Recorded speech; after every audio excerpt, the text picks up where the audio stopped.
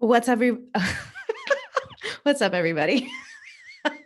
Listen, I'm recording this on a Monday. This is how this week is starting out. I couldn't even get the sentence "What's up, everybody" out of my mouth without a problem. So, my goodness, thank you for being here. This is episode number 355 of the podcast, which is miraculous in and of itself as well. Um, I'm not exactly sure how the sound is going to go for this episode because I am recording in not even like a soundproof room. It's just like I'm at my co-working space, but I haven't been able to move into my private office yet. I still have a couple days until that.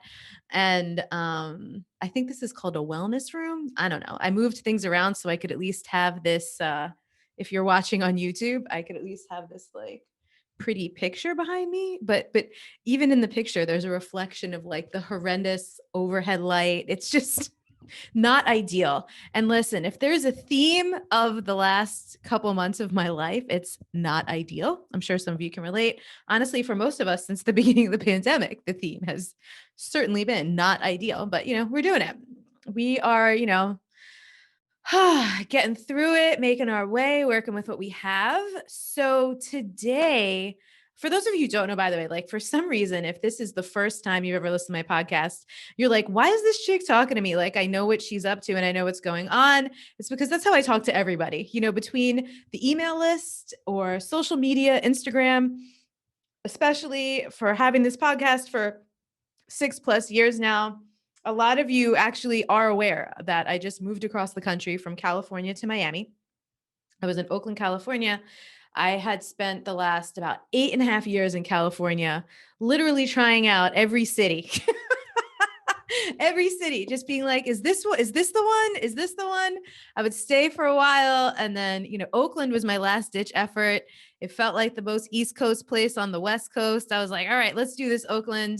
And obviously it wasn't an ideal time to move during the pandemic, but just during my time there, I was like, okay, time's up for me on California. It's time to go back to the East Coast. And then I really started feeling into the type of environment I need. And the fact is, I just need to be able to be near the ocean, but also go in the ocean. That was always one of my gripes with Southern California.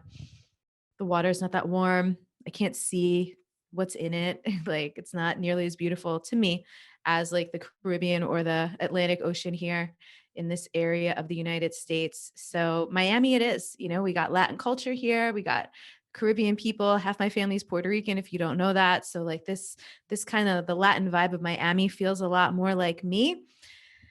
And I'm excited to be here. I am not fully here yet. I mean, my physical body is here. At the time of recording this, I'm still waiting for my movers to arrive with my stuff. I am still waiting to move into my own apartment. I'm currently squatting at my friend's house. I'm waiting to move into my office space. Like there's just so many details and things that haven't quite landed and anchored in and allowed me to fully feel like I live here yet.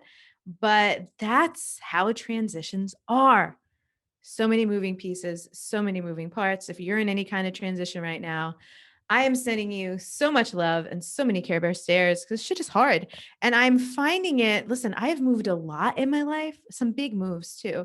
And I'm finding this one to be particularly hard because I was already depleted from the isolation of, a year and a half in the pandemic and all but 4 months of which I really spent living on my own and by myself. So much isolation. I posted something on Instagram the other day that I'm still, I don't know if I'll ever know the full effects of being that isolated for that long under these circumstances, the effects that had on me. It definitely fucked with me. Even being who I am, even having my practices, being a practitioner, being an embodiment specialist, it was hard. It was really, really hard for me. I'm sure it was really, really hard for many of you for a variety of reasons. And, I think we're all going to be probably working through that long into the after times, which we're not even at the after times yet. So, just unpacking, just figuring it out as I go, as I'm sure many of you are as well, just really trying to tend to myself, care for myself, love on myself, take my own medicine as much as I possibly can through the transition. So today, what I wanted to talk about, and by the way, This episode is going to air, I believe, in August, August 2nd, maybe. And then we'll have one or two more solo episodes. I'm going to get back in a groove with some interviews this fall. I'm really excited. We'll have some guests back who've been on the show before, some new types of guests, and I'll still be weaving in solo episodes. You know how I roll on the show if you've been a longtime listener. Whatever feels important, whatever we want to talk about, we talk about it. Even this show has changed names 3 times over the years, from Untamed the Wild Soul to Truth Telling. Now it's Embodied. But no matter the name of the show, the thing that we're always about is exploring anything of and or related to collective healing and liberation. That's what we care about. That's what we care about the most. And there's a lot of things that fall into and under those categories. So I have some notes here. Again, if you're watching on YouTube, you're going to see me reading, and I do that mostly so I don't go on tangents. If you're listening, probably won't make a big difference for you. So this episode is intended to be a mix of two primary things today. First, some reflection. Now that I'm in Miami, of my time in California, and some things I've been realizing ever since I decided to move, which was back in April. So don't worry, I'm not like using the show to fresh process with you in real time. This is stuff I've been already feeling out, thinking through, contemplating, processing since about April. And then the second thing, as it came up as part of a really big part of my reflections, is about who we invest our resources with, especially around personal and professional development, and how to make the wisest, most soul aligned choices and decisions with our time, energy, and dollars. So, what both things really have in common is one of my favorite drums to beat, which many of you have heard me talk about in other contexts and other ways over the years: discernment. Now, my friend, I want to give a little hat tip shout out to my friend, Tara Nicholle Kirke, because she has a book about transformational consumers. And I will have her on the podcast in the fall. She's an incredible human being. She's one of the people I met while I was in the Bay Area. The story of how we met is, I love the story of how we met. I'll wait till I have her on to tell the story. But I was diving into her book recently because that's what I am. I'm a transformational consumer, and that's what all of you are. If you're listening to the show, you're a transformational consumer. That means that we invest in transformation, from health products and supplements, anything from like Fitbits, protein powders, and essential oils, to books, programs, retreats, courses, healings. Any of you who've ever worked with me, you're a transformational consumer. Everything I do is about healing and transformation and growth. And there's nothing wrong with that, by the way. It's just cool to actually call a thing, know what it is. And then what we're going to be talking about today, as people who care about and prioritize healing, growth, development, and transformation, and for some of us that includes spirituality as well, as people who prioritize those things, really, really being conscious and mindful about our consumer behaviors and becoming just more intentional, more discerning, as I already mentioned, doing better diligence so that we can have better experiences and also better returns on our investments. And when it comes to transformational consumption, the return on investment might not always be like a traditional, like a financial ROI. If you run any kind of business, or you're any kind of executive or leader, like if you do some kind of professional training and then you're able to like get a raise at your job or make more money in your business, if you have a business, that's the very tangible return on investment, ROI. But for a lot of it, we actually can't even measure, because the ripple effects of the things that transform in our lives from just this one investment are beyond. I'll give you an example. I recently, a couple months ago, I would say, I started using, I'm a supplement person because I get really bored and really tired of food and figuring out how to feed myself. So if I find like a protein powder or a greens powder, like something that's going to get me the nutrition I need, I'm elated. I'm so excited about that. And so I started taking a new greens supplement and a new like a proteins amino acid, but a vegan one, because I wasn't getting enough protein. And so stuff like that might sound really simple, like, oh, I started taking this greens powder and these amino acids. But that had a ripple of transformation in my life because I was suddenly getting nutrients, changed my energy, made my workouts better. And when I have better energy and when my workouts are better, that filters into my work and my attitude and my relationships and my sleep and everything. So that's really one of the coolest things about all these investments we make in transformation is sometimes we can't even measure, fathom, or realize all the different areas of our lives that can improve and can be touched because of these things. So it's definitely a worthwhile thing to be investing in all these different forms of transformation. But we want to be wise about our consumption, about our investments, so we could put our time and money in the best hands, into hands that we can trust, hands that share our values, hands that are actually invested themselves in collective healing and liberation, not just self aggrandization or amassing wealth and influence or power for themselves, um, which is often very shallow things anyway. And we also don't really want to be investing with people whose businesses and programs, even in very unobvious and subtle ways, keep the systems that many of us are trying to dismantle alive, well, healthy, and thriving. Because there's a lot of people who say the right things and appear to be on board with the mission, right? With the movements, but they're not. So how do we tell who's who? So that's what this episode is about. We're going to pull some wool out from over our eyes, okay? So as I reflect on my 8.5 years in California, I see a lot of ego shedding and reorientation towards soul truth over programming and conditioning. This is something I also talk about a lot, right? There's always more soul truth available. And I'm emphasizing this because even as a practitioner, even as a facilitator myself, with thousands and thousands of hours of training and practice, both when I say practice, I mean personal practice and also practicing with clients and students. I face these things too, still. I'm not above any of the same type of shit that any of you bump into, right? Ego stuff, shadow stuff, ancestral, family lineage, childhood stuff, old wounds. Like I bump into all that stuff sometimes too. And I'm always so glad to share this with you because I I'm always so glad to remind people of all the reasons why they should not be beating themselves up for having work to do.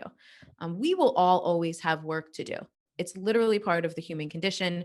We are all so multifaceted. We're all so layered. There's always going to be more to peel back. Doesn't mean we have to be obsessive about that.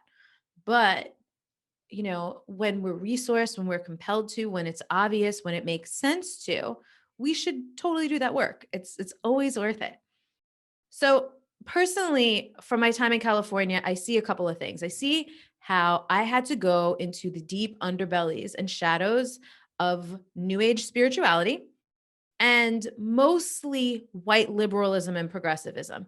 And those might not be the most accurate terms for any of those things, but I'm talking, especially when I say white liberalism or progressivism, I'm talking about the things where people who fancy themselves or proclaim themselves to be allies, who aren't actually dismantling their own internalized white supremacy, end up taking over movements or hijacking movements or derailing is probably the best word, derailing movements because they're still not able to stop centering themselves, their ideologies, their goodness, their rightness, their perceived moral superiority, which is always going to be detrimental to the original purposes and the intentions and the focuses of the movements.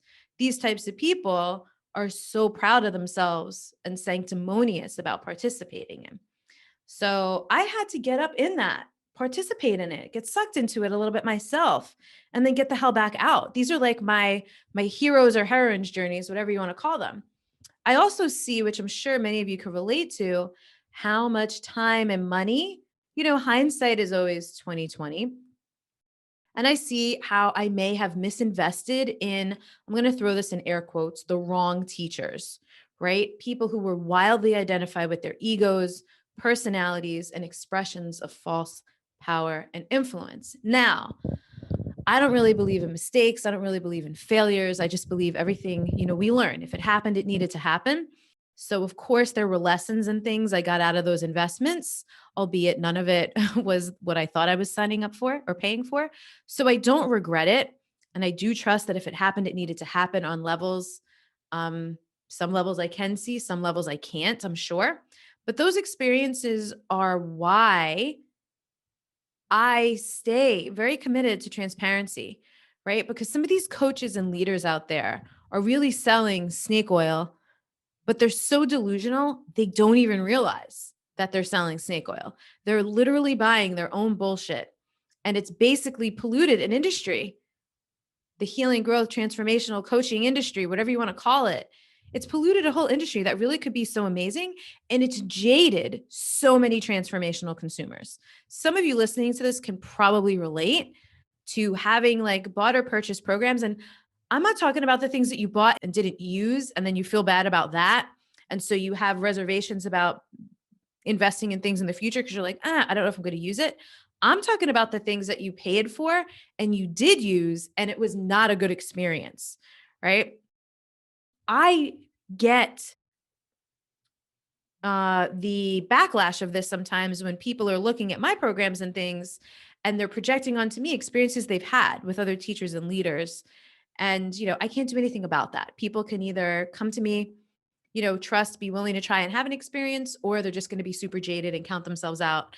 And, that's, if that happens, that happens. So, but why that happens, why so many people end up jaded in and by this industry and facilitators and practitioners, or because some people will blame us for questioning them, right? For just asking really valid questions. People will turn that around. They'll call it fear or resistance or self sabotage, when really we're just trying to do some diligence to find resonance and alignment, to be a wise and well informed transformational consumer. So basically, my rule of thumb that I want to share with you, I'll take it if you want, ditch it or modify it if that feels better to you. I don't invest with anyone anymore if I can't get a solid read, sense, or feel of their relationship to an embodiment of their soul, not their ego. I need to see someone is operating so much more from like a genuine soul, authentic, generous place, not this like ego, again, self-important, self-centered, um, what's the word I'm looking for? Or if there even is a word for it. What I'm thinking of is the type of people who really want to be selling folks that their way is the only way or the best way, because that's just never true. We're all so different. Like there's always going to be many ways and many things that resonate for us, could work for us, could be aligned for us. There's no right, best way. There's so many ways, and it's up to us to discern and find that out, right? So I don't invest with people anymore if I can't feel their soul. And something else related to this that I want to talk about around discernment and around what might resonate for you and what might not is lifetimes, lineages, and how we spend our resources.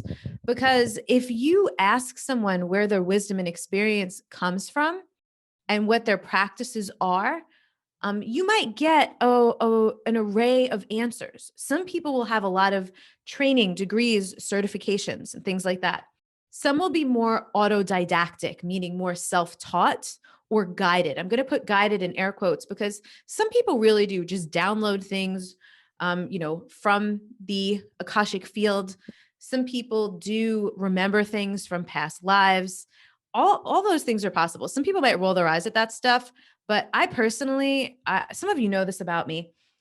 When I started to create Wild Soul Movement in 2013 and like started sharing it with people, people would be like, "Oh, did you learn that in, Kundalini yoga, or did you learn that in this kind of class or that?" People were basically telling me that some of the things I was doing were very similar to these other practices that I had never done before. And I was always like, how did I know this? Like, where did this come from? And then many years later, when I started working in the Akashic records and the Akashic field, I realized like, oh, I either was tapping into collective intelligence or I've done things like this in past lives. And it's just coming through. I'm remembering, I'm accessing things that I've already done, already known. And then you'll have people who are more of a mix, a combination of the two. Like they'll have trainings and certifications and things like that. They're also downloading and accessing their own um, medicine, memories, technologies, and et cetera. I'm kind of a mix. I have plenty of trainings, plenty of experiences, plenty of certifications and things like energy work, a lot of different types of body related things from my personal training days all the way up through, different types of energy healings and stuff like that. And then as well, as I just mentioned, I certainly download, for lack of a better word, a lot of stuff. I don't know how I know it. I just do. If you're into human design, my profile is 6'2", and apparently that is an aspect of both of those things. I think especially the 6. So anyway, here's what I'm saying. We should be able to ask people where their money comes from. I know for some people, they think that's rude or like that's taboo. We should be able to ask people these things though. What kind of training do they have? Where does their money come from? What are their values? How do they live and integrate their values into their lives and their businesses? This is something I ask people a lot when we get pitches for the podcast, how they integrate things like social justice, collective liberation, and being trauma informed into their work. And a lot of people, you'd be surprised, either don't answer the question or they answer the question without actually answering it, because so many people don't want to be like, no, I'm not doing that, but that's the answer, right? They'll talk around it in a million ways. I've even had people ask me, well, what does that mean? And I'm like, well, if you have to ask, you're clearly not doing it. So people who balk at those questions, the balking in and of itself is my automatic disqualification of people like that. And that might work for you, that might not work for you. And I want to make a distinction here. I might not want to work with someone and I might not want to have them on my podcast. That doesn't mean I want to cancel them as a human being. Doesn't mean I wish them harm. Doesn't mean I'm like, F this person. No one should be paying them money. I'm just like, that doesn't align for me. Okay. Like I'm super not into cancel culture. I'm into discernment. I'm into, not perpetuating people's harm by investing or colluding with them in any way, collaborating with them. But, I do believe people can heal. I believe most people can heal from almost anything, and they should be given the opportunity to. But I also don't believe that we need to put ourselves in harm's way so that somebody else can heal at our expense. So, more things that I want to just bring into the conversation for your consideration. I know business owners from wealthy families or with inheritances or with spouses who make a lot of money, who let people think that their success hasn't resulted from anything other than their marketing chops, all kinds of things, from their marketing chops to their pussy magic, right? Some people, that's their thing. And that they're so successful and they're earning all this money because this is what they did. But really, some of these people have had 5 or 6 figures at their disposal to build websites or hire teams and set up funnels and do branding and marketing and graphic design and stuff like that. But they're just not letting you know that they had that like big time leg up, right? Some people come from entrepreneurial families. Some people understood how business worked. Some people like just had that mentality going into it. Other people have really had to figure it out as they went. And I'm not even knocking the people who had access to all kinds of resources to help them get started and get going, but I am saying it's better to be transparent about stuff like that. It's more ethical. And for me, it's just more aligned. Like when I find that out about people and I never see them mentioning that anywhere, that always makes me raise an eyebrow. There's also the piece around how we're built and how we participate in other people's shenanigans as consumers, right? One way is that we are more inclined to seek something new than to develop the discipline to go deeper with what we already have access to. This is why a lot of people waste a lot of money on self-help and personal development. People are always asking, even me, what else? What else could I do? What other resources do you have? And a lot of people get frustrated when my first response to them is, well, tell me what you've done already with what you have.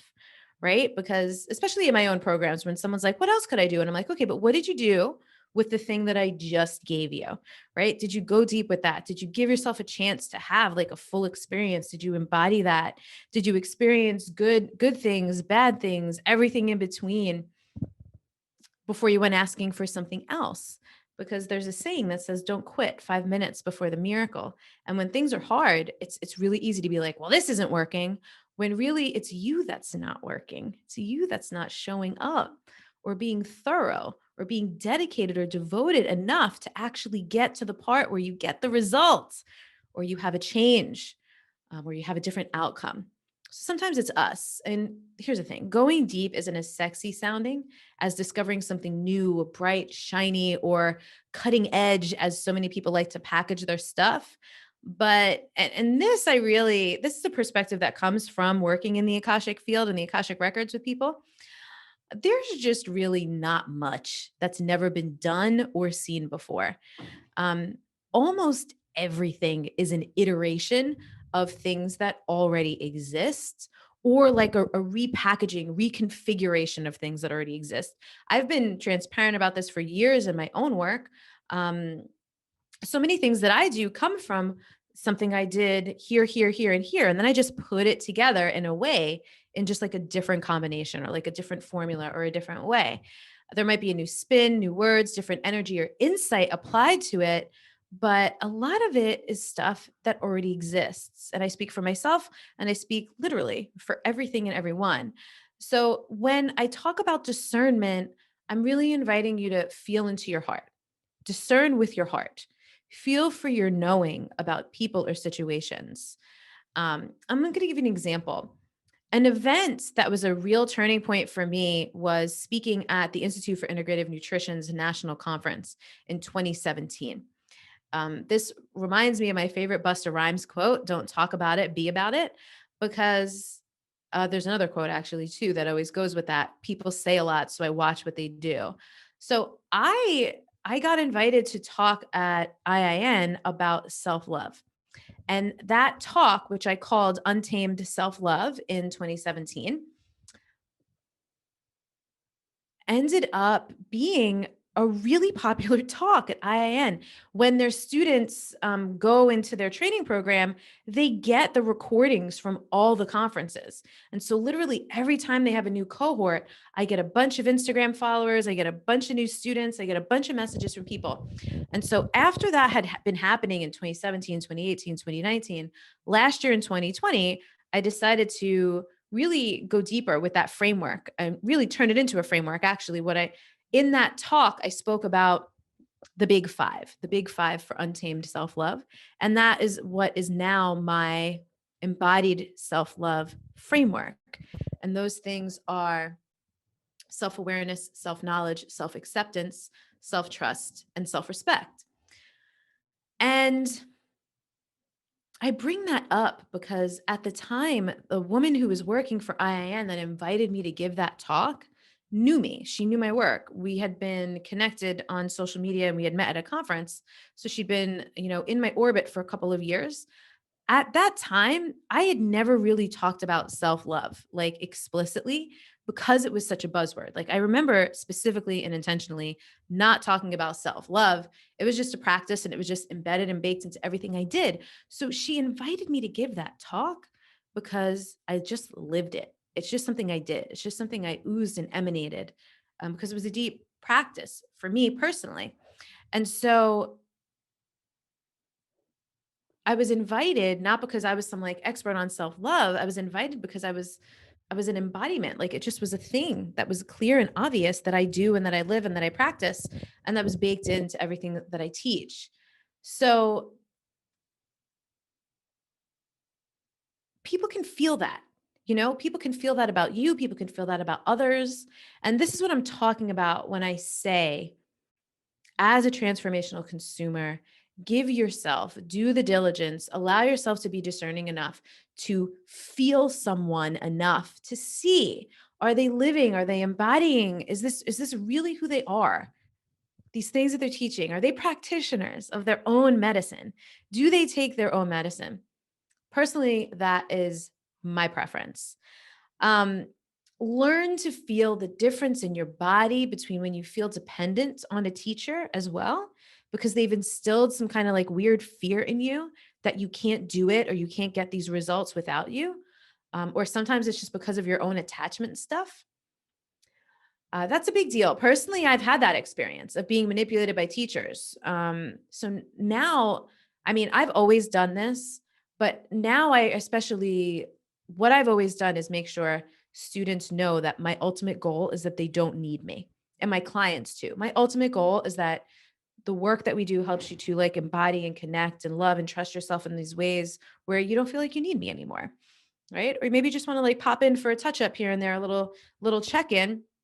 Sometimes you just need some perspective. That's cool. But I don't ever want anyone being dependent on me. And a lot of people's business models are built around getting people to feel and be dependent on them. So, personally, in my own transformational consumption, I don't rock with people. I do not invest with people anymore who lead that way, who speak that way, because emulating a teacher is never the way. Finding your own embodied expression of the knowledge and wisdom that they impart, or the tools or framework or whatever that they teach, that's the jam. That's the goal.